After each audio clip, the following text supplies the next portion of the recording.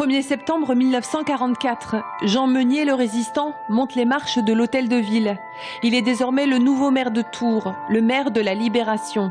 Le même jour, les Tourangeaux découvrent le premier numéro officiel du quotidien La Nouvelle République. Ces deux événements sont la porte d'entrée d'une exposition photo composée de 500 clichés.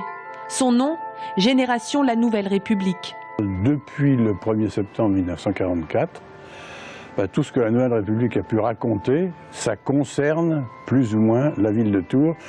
Donc c'est vrai qu'il y a un parallélisme entre l'histoire de la ville de Tours et l'histoire de la Nouvelle République.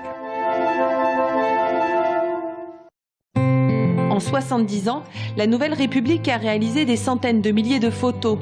L'ANR était d'ailleurs le journal français doté de la plus grande équipe de photographes. 20 reporters qui ont immortalisé, comme ici en 59, les coffrages du pont de Saint-Cyr subissant les assauts de la Loire, ou encore l'étrange regard de Bobby, le phoque gris du jardin botanique.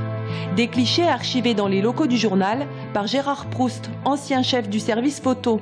Sur ces plaques de verre, des trésors. Ce qui m'avait particulièrement marqué, vous connaissez les tours à l'entrée de la ville, dans le carrefour de Verdun, il doit y avoir 15 étages, quelque chose comme ça, et Jean Royer avait horreur de l'ascenseur, donc on s'est infligé 15 étages au pas de charge pour arriver sur la terrasse, pour que monsieur le maire puisse faire un beau discours et expliquer tous les travaux qu'il avait réalisés dans cette ville. Ici, nous avons cette photo qui date de 1980, où la ville de Tours a été élue la ville la plus sportive de France, puisque les trois clubs vedettes de la ville, la SGT pour le hockey, le PO pour le basket et le FCT pour le foot, soit montés en division supérieure, soit gagné le championnat de France.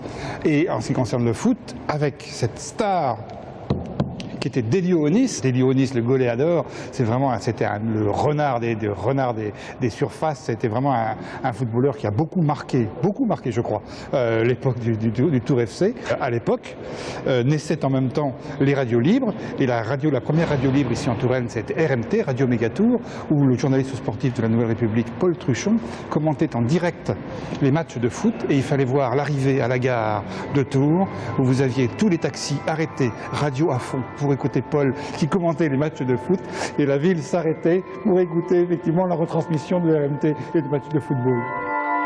Sport, faits divers, photos insolites, personnalités emblématiques, 500 clichés qui ont marqué plusieurs générations à découvrir jusqu'au 21 septembre sous le péristyle de l'Hôtel de Ville.